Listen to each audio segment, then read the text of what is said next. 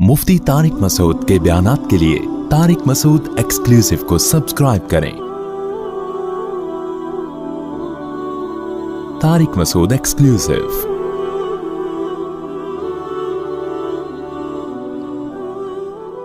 अल्लाह ताला ने इंसानों को बनाया ताकि लोग अल्लाह को पहचाने, अल्लाह से गाफिल ना हो, सबसे ज़्यादा वैल्यू अल्लाह को दें, तमाम मखलूक को, तमाम मोहब्बतों को, तमाम चाहतों को अल्लाह से कम रखें। सबसे आगे किसको रखें? अल्लाह ताला को। इसी में इंसान का सुकून भी है, इसी में स्ट्रेस डिप्रेशन का इलाज भी है। फलनुह्यियन्नहु हयातन तय्यिबा। अल्लाह ने कहा कि जो मुझे सबसे ज़्यादा वैल्यू देगा मैं उसको पाकीज़ा ज़िंदगी अता करूँगा। मरगूब ज़िंदगी, पाकीज़ा ज़िंदगी। गले में कुछ गड़बड़ हो रही है, बार बार कचरा आ रहा है प्लग में। पराठे छोड़ने पड़ेंगे, इसके अलावा कोई हल नहीं है। ये आप घी के पराठे सुबह खाएं ना तो प्लग में कचरा आएगा। दूध की चाय से भी आता है प्लग में कचरा, ज़हन में रखो। दूध की चाय भी ना वो करती है, बलगम पैदा करती है। और बहुत सारी चीज़ें फिर कभी इंशाल्लाह सेहत के बारे में कभी बात करेंगे इंशाल्लाह। एक ही चीज़ रह गई है ज़िंदगी में मज़े की, भाई पराठे। शादियाँ वादियाँ भी हो गई, ठीक है, पराठे ही छोड़ दिए तो ज़िंदगी में रहेगा क्या। लेकिन बहरहाल तो अल्लाह ताला ये चाहते हैं कि लोग मुझसे मोहब्बत करें, और अल्लाह ने वादा किया फलनुह्यियन्नहु हयातन तय्यिबा, कि जो मुझे मान के चलेगा, मुझे वैल्यू देगा, मैं उसको पाकीज़ा अट्रैक्टिव खुशियों वाली जिंदगी दूंगा। दुनिया में सुकून में हमेशा दीनदार लोग ही रहते हैं। ये जो बेदीन लोगों की खुशी है ना, आप कहते हो नहीं जी बेदीन लोग तो बहुत हंसते खेलते नजर आते हैं, उछलते कूदते हा हा हू ही करते। ये एंजाइटी है, पता है आपको। खुश आदमी हमेशा नॉर्मल होता है, फुदकता नहीं है, वो एबनॉर्मलिटी की तरफ नहीं जाता। हमेशा खुश आदमी पुरसुकून। जो बहुत फुदक रहा है ना, बहुत ज्यादा, हर वक्त हा ही हू और मुख्तलिफ तरीक़ों से अपनी डिप्रेशन निकाल रहा होता है। याद रखो, जैसे डिप्रेशन में जब बहुत ज़्यादा इंसान को स्ट्रेस हो और उसकी वजह से डिप्रेशन होना शुरू हो जाए, तो जैसे उसमें रोता है तो ऐसे ही याद रखो हंसता भी बहुत ज़्यादा है, अपनी उस टेंशन को ख़त्म करने के लिए। खुशियों भरी जिंदगी अल्लाह सिर्फ उन लोगों को देता है जिनके दिल में अल्लाह है। तो हजरत हकीम अख्तर साहब रहिमहुल्लाह ताला बड़ी प्यारी मिसाल दिया करते थे। चूंकि ये उनकी मिसाल है इसलिए उनके नाम से बयान कर रहा हूं मैं। फरमाते थे कि देखो, इंसान अल्लाह को नाराज करके खुश होने के असबाब इख्तियार करता है। नाराज किसको करता है? अल्लाह को। जिना के जरिए, शराब के जरिए, दौलत की लूट खसूट, हलाल हराम की परवाह किए बगैर दौलत, अगर हलाल तरीके से आ भी गई तो इतराना शुरू कर देता है खुश होने के लिए। उसको दिखाता है दुनिया के सामने ताकि गरीब लोग डिप्रेशन में जाएं। हर बुराई पे आजकल अच्छाई का लेबल लोगों ने लगा दिया है कि हम दी तरगीब देने के लिए करते हैं, मोटिवेट करने के लिए करते हैं। आप मोटिवेट करने के लिए नहीं कर रहे, आप शो मारने के लिए कर रहे हो। मोटिवेशन का ये कोई तरीका नहीं। मोटिवेशन में तो सब्र की तलकीन की जाती है। तो अब क्या मसला है मेरे भाई? जब अल्लाह ताला को नाराज करके इंसान खुशियां हासिल करता है, देखो खुशी का महल क्या है? दिल है ना। खुशी कहां महसूस होती है? बोलते क्यों नहीं? हाथों में। मेरे हाथ बहुत खुश हैं, हाथों में होती है खुशी। घुटनों में खुशी महसूस हो रही है बहुत ज्यादा। ہوتی تو دماغ میں ہے, لیکن اس دماغ کا سب سے پہلا اثر کہاں پڑتا ہے؟ دل پہ. جب بھی آپ غمزدہ ہوگے یا خوش ہوگے, دل کی دھڑکن آپ کی چینج ہو جائے گی, خوشی میں الگ ٹائپ کی اور غم میں الگ. اس لیے لغت میں بھی, قرآن میں بھی, حدیث میں بھی خوشی اور غمی کا محل دل کو بتایا گیا, کیونکہ پہلا اثر کس پہ پڑتا ہے؟ دل پہ. اس کی مثال ایسے ہے, ہم سوتے ہیں تو دماغ سوتا ہے, لیکن ہم کیا کہتے ہیں؟ آنکھیں سو رہی ہیں, کیونکہ دماغ جب سوتا ہے تو سب سے پہلے اثر کس پر آتا ہے؟ آنکھوں پہ آتا ہے. آنکھوں, لہذا لغت جو ہے نا, اہل لغت وہ آنکھوں کی طرف نسبت کرتے ہیں. آنکھ دیکھ کے پتا چلتا ہے کہ سو رہا ہے کہ جاگ رہا ہے, حالانکہ سوتا تو دماغ ہے. دماغ کون دیکھ رہا ہے بھائی؟ نظر کیا آ رہی ہیں؟ آنکھیں. جیسے ہی دماغ سوئے گا سب سے پہلے آنکھیں کیا ہوں گی؟ بند. سب سے پہلا اثر آنکھوں پہ پڑتا ہے. کبھی نہیں آپ نے دیکھا ہوگا بندہ سو رہا ہے اور آنکھیں کھلی ہوئی ہیں اس کی, ڈر جائے آدمی, بھاگ جائے وہاں سے. تو جب ہم دماغ سے کچھ سوچتے ہیں, غم ہوتا ہے, خوشی ہوتی ہے, اس کے اثرات سب سے پہلے کہاں پڑتے ہیں؟ کہتے ہیں نا دل. تبھی دنیا میں محبت میں, نفرت میں مثالیں کس کی دی جاتی ہیں؟ دل کی. تو قرآن بھی چونکہ ایک زبان میں نازل ہوا ہے نا, تو قرآن نے بھی دل ہی کی طرف نسبت کی ہے. تو اب یہ دل جو ہے نا, دل یہ ہے دلوں کا, یہ ہے جسم کا بادشاہ. تو خوشی کا محل, جہاں خوشی محسوس ہوتی ہے, وہ جگہ کیا ہے؟ بولو, دل. آپ خوشی کے اسباب اختیار کرنے کے لیے کبھی زبان کو لذت دیتے ہیں اچھے کھانے کھا کے, وہ بھی جاتی ہے, دل میں خوشی محسوس ہوتی ہے. کبھی ہاتھوں کو لذت, کبھی نظر کو لذت, کبھی کانوں کو لذت, گانے سن رہے, تھرتھرا رہے. کمال کی بات یہ ہے کہ اللہ نے یہ سارے اعضاء آپ کے اختیار میں دے دیے. آپ اپنے ہاتھ کو جدھر چاہیں گھمائیں, آنکھوں کو جدھر چاہے گھمائیں, زبان سے جو چاہیں بولیں, جو چاہیں کھائیں. لیکن جو جہاں سے ان تمام اعضاء کو اپنی چاہتوں میں استعمال کر کے جو خوشی حاصل ہوتی ہے, محسوس ہوتی ہے, وہ ہوتی کہاں ہے؟ دل میں. وہ آپ کے کنٹرول میں اللہ نے رکھا ہی نہیں ہے. وہ آپ کے کنٹرول میں اللہ نے, بولو, رکھا ہی نہیں ہے. تو حکیم اختر صاحب رحمہ اللہ تعالیٰ فرمایا کرتے تھے کہ اللہ ہے بادشاہ. بادشاہ جب کسی ملک پہ چڑھائی کرتے ہیں تو ان کا ہدف چپڑاسی اور گلی کے جمعدار نہیں ہوتے. بادشاہوں کا ٹارگٹ بادشاہ ہوتے ہیں. سمجھ میں نہیں آ رہی بات؟ میرا خیال ہے بادشاہوں کا ہدف کیا ہوتا ہے؟ بادشاہ ہوتے ہیں. وہ دائیں بائیں جانے کی کوشش, کبھی بادشاہ نے دیکھا کہ بادشاہ نے کسی ملک پہ چڑھائی کی ہو اور اپنے فوجیوں سے کہا کہ بادشاہ اور وزیر کے علاوہ جتنے جو گلی محلے میں جمعدار گھوم رہے ہیں سب کو گرفتار کر کے لے آؤ. وزیر بولیں گے بادشاہ سلامت, کیا ہو گیا؟ وہ ان کا کیا لینا دینا ہے یار؟ گرفتار اگر کرنا ہے تو آپ ہمارے ذمہ کام لگائیں, ان کے آرمی کے چیف کو گرفتار کریں ہم, آپ ان کے جو کمانڈر ہے اس کو گرفتار کریں, گورنر کو گرفتار کریں, اور آپ تو ہمیں آرڈر کریں کہ ہم بادشاہ کو گرفتار کر کے لائیں. آپ آرڈر تو کریں. بادشاہوں کی سوچ نیچی ہوتی ہے یا اونچی ہوتی ہے؟ تبھی اسلامی سلطنت میں جتنے بادشاہ گزرے سب کی 4 بیویاں. استغفر اللہ, پھر ٹاپک دوبارہ آ گیا. یہ دفعہ کوشش کرتا ہوں. اس سے پتہ چلتا ہے کہ جن کی 4 بیویاں ہوتی ہیں ان کی سوچ کیسی ہوتی ہے؟ بادشاہوں والی ہوتی ہے.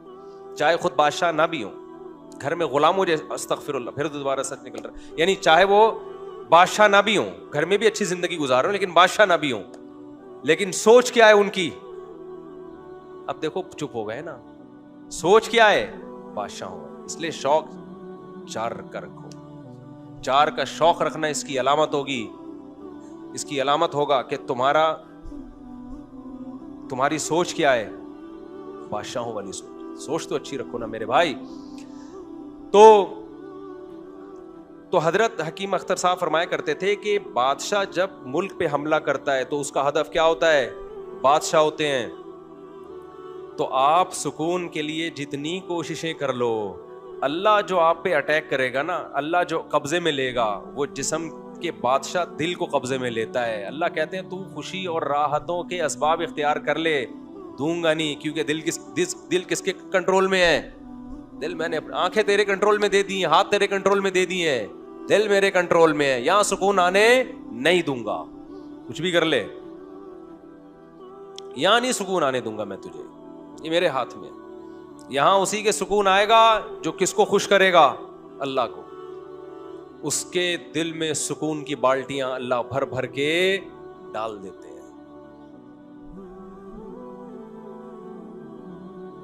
فَلَنُحْيِيَنَّهُ حَيَاةً طَيِّبَةً, یہ اس آیت کا مفہوم ہے کہ ہم بہترین پاکیزہ زندگی دیں گے ان لوگوں کو جو مجھے یاد رکھیں گے, جو میری محبت کو دل میں جگہ دیں گے.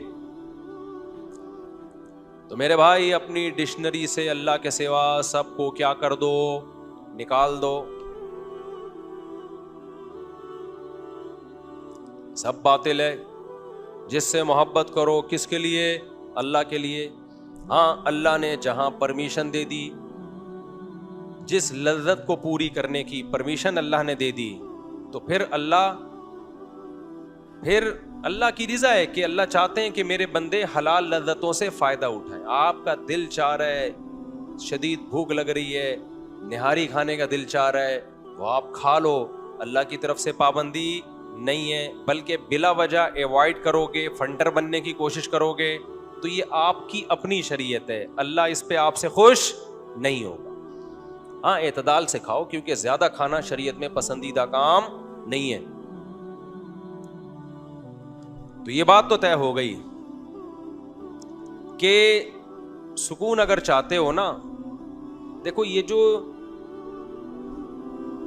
خواہشات ہیں نا, خواہشات جن کے پیچھے ہم بھاگ رہے ہیں, یہ بھی خواہش, یہ بھی خواہش, یہ بھی خواہش, یہ بھی خواہش, آپ پوری کرو اپنی خواہشات. سب سے بڑی خواہش بنا دو اللہ کی رضا. اسلام رہبانیت نہیں سکھاتا کہ صرف اللہ کا مطلب یہ کہ اب نلی نہاری بھی کھانا چھوڑ دو, اب شادیاں بھی چھوڑ دو, اب بچوں سے محبت کرنا بھی چھوڑ دو, اب کاروبار بھی چھوڑ دو. یہ اللہ رسول کی تعلیمات بولو بھائی نہیں ہے. اللہ رسول کی تعلیمات یہ ہیں کہ سب سے بڑا ہدف کس کو بنانا ہے میرے بھائی, اللہ کی رضا کو. اس کے لیے سب کچھ قربان کیا جا سکتا ہے, اللہ کو کسی پہ قربان نہیں کیا جا سکتا. یہ جذبہ کسی طرح پیدا کر لو میرے بھائی, اللہ کرے میرے اندر بھی پیدا ہو جائے. بس جب یہ جذبہ پیدا ہو گیا تو مزے ہی مزے ہیں, پھر مزوں کی زندگی شروع. من کان یرجو لقاء اللہ فإن اجل اللہ لآت. سورہ عنکبوت کی کیسی بہترین آیت ہے. اللہ کہتے ہیں جو اللہ سے ملاقات کی امید رکھتا ہے اسے امید ہے کہ مر کے مٹی ہو کے ختم نہیں ہوں گا. دنیا مسافر خانہ ہے, بہت جلد ختم ہونے والی ہے, اور رب سے بہت جلد ملاقات.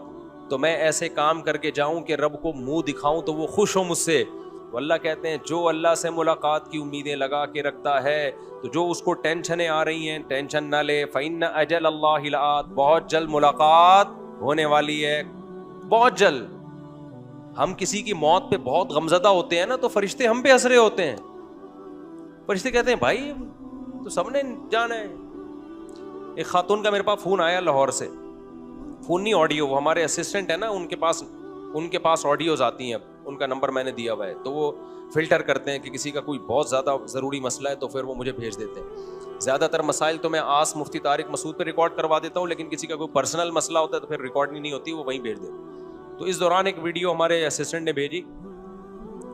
وہ بیچاری خاتون بہت رو رہی تھی, ان کی والدہ کا انتقال ہو گیا. بہت زیادہ رونا دھونا. ایک تو رونا تو نیچرل ہے, وہ تو انسان کو میت پہ آتا ہے اور آنا بھی چاہیے. بالکل ہی رونا نہیں آ رہا ہے اس کا مطلب تعلق ہی نہیں تھا کوئی. بھائی آپ کا بچہ ہی نہیں ہے, آپ کا بیٹے کا انتقال ہوا, آپ خوش مل رہے ہیں, یا تو آپ پاگل ہیں یا یہ آپ کا بیٹا, بولو نہیں, دونوں میں سے ایک بات تو کیا خیال ہے بھائی ہوگی نا. تو اولاد پہ یا ماں باپ پہ یا ریلیٹیو پہ رونا آنا یہ تو نیچرل ہے بھائی, لیکن ایک حد ہوتی ہے ہر چیز کی نا. اب وہ خاتون بیچاری, ان کی والدہ کا انتقال ہوا تو بہت رو رہی ہیں وہ. اچھا انتقال ہوئے بھی 1-1.5 مہینہ ہو گیا. اچھا پہلے بھی ان کا رابطہ ہوا کچھ ہم مسائل کے سلسلے میں, والدہ کے لیے دعا کا انہوں نے کہا 1 سال سے بیچاری دعائیں منگوا رہی تھی, میں نے بھی مانگی دعا, لیکن اللہ کی مرضی, اللہ نے اٹھا لیا والدہ کو. انہوں نے بہت رونا دھونا 1 مہینہ ہو گیا. ان کا خیال تھا میں جب آڈیو بھیجوں گا تو میں بھی رونا دھونا شروع کر دوں گا. میں نے نہیں رونا. اول تو میں روؤں کیوں, میری والدہ کا تھوڑی انتقال ہوا ہے. خیر اللہ کسی کی بھی والدہ کا انتقال نہ ہو, ہم تو کہتے ہیں سب کی لمبی عمریں ہوں. مجھے غم تو ہوا. ان کو میں نے 2 جملے تسلی کے کہے. اس کے بعد میں نے کہا یہ کوئی نئی بات نہیں ہے کہ آپ کی والدہ کا انتقال ہو گیا. آپ کی والدہ کا بھی ایک دن انتقال ہوا تھا, اور اپنی فکر کریں تھوڑے دنوں میں آپ کا بھی کیا ہونے والا ہے, انتقال. تو بچے آپ کے بھی رو رہے ہوں گے. یہ پلیٹ فارم ہے بھائی. گاڑی آتی ہے, پرانی گاڑی آتی ہے, نئی گاڑی آتی ہے, پرانی والی پلیٹ فارم چھوڑ کے نکلتی. ہم سرگودا جاتے تھے, سپر ایکسپریس پلیٹ فارم پہ کھڑی ہوتی تھی اور ہم پلیٹ فارم پہ کھڑے ہوتے تھے.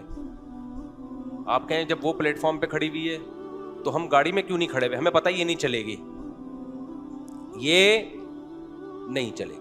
جیسے ٹھگنے مرد اور ٹھگنی عورت کے بچے بڑے نہیں ہوتے نا, ایسے ہی اس زمانے میں ٹرینیں چلتی نہیں تھیں تو کئی گھنٹے لیٹ. تو اب پلیٹ فارم پہ جب پرانی گاڑی پلیٹ فارم چھوڑ کے نکلتی ہے تو پھر نئی گاڑی آتی. نئی گاڑی کے آنے کے لیے پرانی کو چھوڑنا پڑتا ہے. تو بھائی آج ہم کسی کے ماں باپ ہیں, آج ہم مریں گے, کل ہمارے بچے مریں گے, کل ہمارے ماں باپ دنیا سے گئے تھے, دادا دادی گئے تھے, نانا نانی گئے تھے. یہ تو ایک چکر لگا ہوا ہے. موت کے لیے پیدا کیا گیا ہے, زندہ رہنے کے لیے تو پیدا کیا ہی نہیں ہے. تو جس کام کے لیے پیدا کیے وہ کام نہیں ہوگا کیا؟ اس میں اتنا ٹینشن لینے کی کیا بات ہے بھائی؟ سب مریں گے بھائی, سب نے ایک ایک کر کے پتلی گلی سے بولو نکلنا ہے. عربوں میں بڑی خاندانی چیزیں ہیں بعض, کیونکہ ہم لوگ ہندوؤں کے ساتھ بہت رہے نا, تو ہمارے یہاں موت زندگی کو بہت زیادہ ویلیو دی جاتی ہے. عرب نہیں زیادہ لفٹ کراتے. غیر مسلموں کے ساتھ رہ کے نا ہم لوگ 800-900 سال کدھر رہے ہیں, ہندوؤں کے ساتھ رہے ہیں نا, بہت سی چیزیں ہمیں وہاں سے آ گئی ہیں. عرب میں بہت زیادہ نہیں ہوتا موت کے, بہت زیادہ رونا دھونا لگایا ہوا ہے. تھوڑا رونا تو وہ تو نیچرل ہے, میں نے بتایا, وہ تو نہ ہونا غلط. ما تعالی الایمان ما قدر اللہ, وہ کہتے ہیں جو مقدر میں تھا ہو گیا, ایمان پر موت ہوئی ہے, خلاص چلو. چلو کو وہ عربی میں کیا کہتے ہیں, چلو. ٹھیک ہے. تو میں نے اپنے بارے میں کچھ وصیتیں کی ہیں کہ میں مر جاؤں تو کیا ہوگا, وہ میں نماز کے بعد وصیتیں بتاؤں گا انشاءاللہ. مجھے یاد دلانا میں مر جاؤں تو کیا کرنا ہے اور کیا نہیں کرنا ہے. سمجھ رہے ہو؟ ہم بھی مریں گے نا, اللہ کرے وصیت سے پہلے ہی نہ مر جاؤں کہیں, یعنی تو وصیت کرنے کا تو ویسے کی بھی ہے لیکن دوبارہ کروں گا. ہمارا ہدف صرف ایک ہے میرے بھائی, وہ کیا ہے, اللہ. اللہ خوش ہے, سب سیٹ چل رہا ہے مارکیٹ میں. اللہ ناراض ہے تو سارے زندہ بھی ہوں تو غلط ہے. کیا کرنا ہے ایسی زندگی کا بھائی؟ مسلمان کا ہدف کیا ہوتا ہے, ایک اللہ. مسلمان کا ہدف کیا ہے, ایک اللہ بس, اور کچھ بھی نہیں ہے. تو اللہ کی محبت پیدا کرنی ہے, اس سے سکون ملے گا, دنیا کا مسافر خانہ ہونے کا احساس بڑھے گا. یہ دونوں چیزیں لازم ملزوم ہیں. دنیا مسافر خانہ ہے تو پھر اللہ سے محبت ہوگی, کیونکہ پھر دنیا دل لگانے کی جگہ رہے گی نہیں آپ کی نظر میں. پھر آپ کا دل خالی ہو جائے گا. کس کی محبت کے لیے؟ اللہ کی محبت. دل تو کسی نہ کسی کو چاہتا ہے, دل خالی نہیں رہتا. دنیا نکلے گی تو اللہ آئے گا, اللہ نکلے گا تو دنیا آئے گی. سمجھ رہے ہو کہ نہیں سمجھ؟ اب جن کے دل میں اللہ کی نہیں ہے محبت, ان کے دل میں دنیا کی ہوس ہے, دنیا کی محبت کے گٹر ابل رہے ہیں ان کے دلوں سے. یہ بھی مل جائے, یہ بھی مل جائے, یہ بھی مل جائے, یہ بھی مل جائے. اور یہ یاد رکھو, یہ جو آج کل میں بار بار کہتا ہوں 2 بچے ہی اچھے تاکہ وہ تربیت یافتہ ہوں, یہ بھی دنیا کی محبت ہے. تربیت مقصد نہیں ہوتی, کماؤ پوت بنانا مقصد ہوتا ہے. اس کو کہہ رہے ہو ایکچولی 2 بچے ہوں گے, ایک ڈاکٹر بنے گا, ایک انجینئر بنے گا. مقصد کیا ہے؟ کما کے لائے گا. تو یہ باپ ہی کی تربیت نہیں ہے, ماں ہی کی تربیت نہیں ہے, تو بچے کی تربیت کہاں سے ہوگی؟ تربیت یہ نہیں ہے. تربیت ہے انسان کا بچہ بنے, بھلے ٹماٹر بیچے, رکشے والا بنے, لیکن ایماندار ہو. اسلام میں تربیت کا مفہوم وہ نہیں ہے جو ہمارے سیکولر اور لبرل طبقے کی نظر میں ہے. اسلام میں غربت کوئی عیب بولو نہیں ہے, عیب ہی نہیں ہے غربت. عیب ہوتی تو ہمارے نبی غریب کیوں ہوتے؟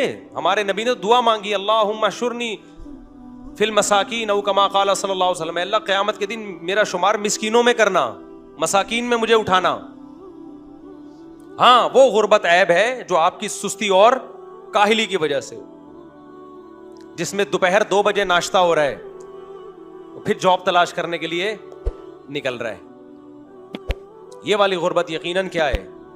عیب ہے. اللہ کی طرف سے غربت ہے، اور زیادہ تر اللہ ہی کی طرف سے ہوتی ہے میرے بھائی. ہر ایک کو اللہ امیر بنائے گا ہی نہیں. اللہ نے کہا ہے کہ لِيَتَّخِذَ بَعْضُهُمْ بَعْضًا سُخْرِيًّا، میں سب کو امیر نہیں بناؤں گا، کچھ کو امیر بناؤں گا کچھ کو غریب، تاکہ امیروں کا کام بھی چلتا رہے. سارے امیر ہو گئے، سب کی فیکٹریاں کھل گئیں، تو ملازم امپلائی کون ہوگا؟ لیبر کا کام کون کرے گا؟ ابے سب نہیں کمپنیاں کھول کے بیٹھ گئے تو کمپنی کے لیے تمہیں ملازم کہاں سے ملیں گے؟ یہ تو اللہ کا نظام ہے. مالدار لوگ تھوڑے رہیں گے، پھر متوسط اور زیادہ، غریب سب سے زیادہ رہیں گے. دیکھو فوج میں آفیسر رینک جتنا اوپر ہوتا چلا جائے گا نا تو اس کی تعداد اتنی کم ہوتی چلی جائے گی. لیفٹیننٹ بہت زیادہ، کمیشن آفیسر سب لیفٹیننٹ سے شروع ہوتا ہے، تو سب لیفٹیننٹ سب سے زیادہ، پھر اس سے کم لیفٹیننٹ، پھر اس سے کم میجر، میجروں کی تعداد اور کم ہوتی ہے نا، پھر کرنل اس سے بھی کم. تو جتنا اوپر جائیں گے پھر آخر میں سب سے بڑا چیف آف آرمی وہ ایک ہی ہوتا ہے، اور جتنا نیچے آئیں گے تو یہ تعداد بڑھتی چلی جائے گی. یہ اللہ کا بنایا ہوا نظام ہے کہ بہت مالدار تھوڑے سے ہوں گے، پھر تھوڑے زیادہ مالدار، پھر، اور غریبوں کی تعداد ہمیشہ سب سے پوری دنیا میں زیادہ رہے گی. اور جس کی تعداد سب سے زیادہ ہے آپ ان کو برا بھلا کہنا شروع کر دو تو اس کا مطلب کھوپڑی صحیح کام نہیں کر رہی ہے. تو اب میں آپ سے ایک بات عرض کروں گا. دیکھو یہ تو طے شدہ حقیقت ہے، اللہ کی محبت کے بغیر دل اللہ کے ہاتھ میں، دل میں آپ سکون پیدا نہیں کر سکتے، یہ ناممکن ہے. اور یہ کس کے ہاتھ میں ہے؟ بادشاہ نے کنٹرول کس کا کیا ہوا ہے؟ جسم کے بادشاہ، کائنات کے بادشاہ نے کنٹرول رکھا ہوا ہے جسم کے. اللہ کہتے ہیں کہ تو جو مرضی کر لے، خوشیوں کے جتنے اسباب اختیار کر لے، دل کس کے ہاتھ میں ہے؟ میرے ہاتھ میں. جب چاہوں گا گھما دوں گا. تبھی آپ نافرمانوں کا دیکھو، کہہ رہے ہیں یار کوئی ٹینشن کی وجہ ہی نہیں ہے، پھر بھی پتہ نہیں کیا مصیبت ہے یار. ایک لاشعور میں ایک عجیب سا خوف ہے، ہر وقت ایسے رہتے ہیں. یہ تو وجہ کیا ہے؟ اللہ تعالیٰ جدھر کو چاہے گھماتے رہتے ہیں اس کو. اللہ کہتے ہیں ٹھیک ہے تو زور لگا لے.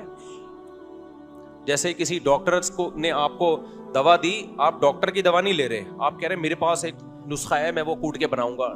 اب ڈاکٹر کہہ رہے بھائی اس میں یہ تیرے جو نسخہ ہے نا دیسی، اس میں یہ نقصان دہ چیز ہے، یہ نقصان دہ چیز ہے، ڈاکٹر حکیم سب منع کر رہے ہیں. آپ نے کہا نہیں، تو وہ کیا کہیں گے؟ ٹھیک ہے بھائی تو بسم اللہ کر، تجربہ کر کے دیکھ لے، لیکن مرے گا تو میرے پاس نہیں آنا. یہی ہوگا کہ نہیں ہوگا؟ تو اللہ میاں بھی کہتے ہیں ایک کامیاب زندگی کا نسخہ میں نے بتایا ہے، لیکن تم میرے بتائے ہوئے طریقے پہ یقین نہیں کر لے، اخپل طریقہ اختیار کر رہے ہو. اللہ کہہ رہے ہیں پھر ٹھیک ہے اختیار کر لو. دل کس کے ہاتھ میں ہے؟ دل تو ہمارے ہاتھ میں ہے. آپ کا بچہ غیر قانونی طریقے سے سعودی عرب بھاگا کسی کمپنی میں جاب کے لیے، آپ نے منع بھی کیا، ڈنکی لگا کے کیا، منع کر رہے ہو نہیں جا رہا، ہر طرح سے سمجھا دیا، آپ سے ناراض ہو کے نہیں جی نہیں ماننی باپ کی. کمپنی جہاں جا کے جاب کرنی ہے اس کا اونر آپ کا دوست ہے، تو آپ کیا کہتے ٹھیک ہے چلا جا بھائی. کمپنی کس کے کنٹرول میں ہے؟ میرے کنٹرول میں، میں جاب ملنے ہی نہیں دوں گا تجھے. تو اللہ میاں بھی کہتے ہیں تم سکون اور خوشیوں کے جتنے اسباب اختیار کر لو. اسباب اختیار کر سکتے ہو، جہاں سکون آئے گا جسے دل کہا جاتا ہے وہ کس کے کنٹرول میں ہے؟ وہ میرے کنٹرول. میں جدھر کو چاہوں گا گھما دوں گا. ساری اسباب ہو کے بھی خوشی نہیں ملے گی تمہیں. اب میرے بھائی ایک بات یہ طے ہو گئی ہے نا، میں ہمیشہ اس ٹاپک پر بیان کر کے آخر میں جو اصل موضوع ہوتا ہے اس پہ ٹائم ہی ختم ہو جاتا ہے. کتنا ٹائم ہو گیا؟ 2:24 ہو رہے. بس بات کو سمیٹتا ہوں میں. دیکھو یہ تو طے شدہ حقیقت ہے کہ اللہ کے علاوہ اللہ سے محبت سب سے غالب رکھنی ہے. یہ اس کائنات کا مقصد ہے. اب وہ محبت پیدا کیسے ہو؟ وہ محبت، اس کے لیے بہت سارے طریقے علماء بزرگان دین اختیار کرواتے ہیں. اب لوگوں نے بزرگوں سے تعلق ہی چھوڑ دیا تو نتیجہ کیا نکلا کہ جہاں دیکھو ہر چیز اس کی مارکیٹ سے ملتی ہے نا. کیا خیال ہے؟ خوشبو خریدنے کے لیے قصائی کی دکان پہ جاؤ گے یا خوشبو کی مارکیٹ میں جاؤ گے آپ؟ جلدی بات میں 2 منٹ میں سمیٹ رہا ہوں. خوشبو خریدنے کے لیے خوشبو گوشت کی مارکیٹ سے ملے گی یا خوشبو کی مارکیٹ سے؟ مچھلی آپ نے خریدنی ہے, ٹماٹر والے کے پاس چلے گئے کہ مجھے مچھلی چاہیے, وہ کہے گا پہلے آپ کو ڈاکٹر چاہیے جو آپ کے دماغ کا علاج کرے, مچھلی چھوڑیں آپ, پہلے ڈاکٹر کے پاس جائیں. تو اسی طرح اللہ کی محبت کن سے ملتی ہے؟ ان لوگوں سے ملتی ہے جن کے دلوں میں اللہ کی محبت ہو اور وہ اس محبت کو بانٹ رہے ہوں. قرآن کے الفاظ دیکھو, الرحمن فاسأل بہ خبیرا. سورہ فرقان میں اللہ تعالیٰ نے اپنی قدرت بیان کی. الم تر الی ربک کیف مد الظل, دیکھتے نہیں کیسے سایوں کو سمیٹتا ہوں. خلق من الماء بشرا, دیکھتے نہیں پانی کے ناپاک قطرے سے کیسے ایک انسان کو بناتا ہوں اور ددیال نلیال اور سسرال کا خاندان دے دیتا ہوں اس کو, پانی کو ایسی عزت دے دی.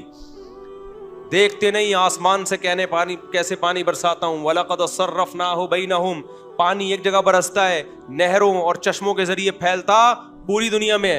مرج البحرین ھذا عذب فرات, دیکھتے نہیں میٹھے اور کھارا پانی کیسے ایک ساتھ چلتا ہے. وجعل بینہما برزخا وحجرا مہجورا, کیسی دیوار درمیان میں کھڑی کر دی, نہ کھارا میٹھے میں جا رہا ہے اور نہ میٹھا کھارے میں جا رہا ہے. وَلَهُ الْجَوَارِ الْمُنشَآتُ فِي الْبَحْرِ كَالْأَعْلَامِ, پانی کا کام ہے ڈبونا.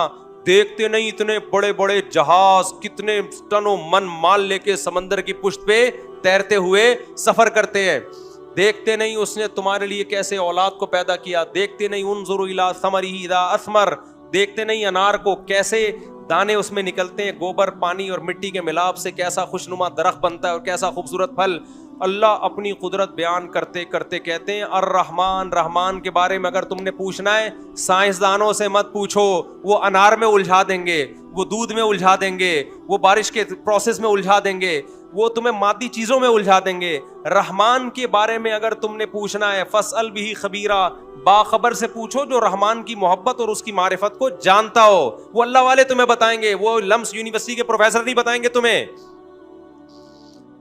لمس یونیورسٹی کا میڈیکل سائنس کا پروفیسر دودھ پہ رپورٹ پیش کر دے گا آپ کے سامنے کہ دودھ ایسا ہے, لیکن جو رحمان کو جانتا ہے وہ دودھ سے دودھ بنانے والے تک پہنچے گا. ان لکم فی الانعام العبرہ کی آیتیں پڑھے گا, تمہارے لیے ان جانوروں میں عبرت کا سامان. نسقیکم مما فی بطونہ من بین فرث ودم لبنا خالصا سائغا للشاربین, دیکھو ان جانوروں کو سوکھا چارہ کھلاتا ہوں, کیسا چکنا گاڑا دودھ تمہارا رب ان سے پیدا کرتا ہے جو تمہارے حلق میں پھسلتا چلا جاتا ہے. ڈاکٹر نہیں بتائے گا رحمان کے بارے میں, ڈاکٹر دودھ کے بارے میں رپورٹ پیش کر دے گا کہ سوکھے چارے سے دودھ کیسے بنتا ہے.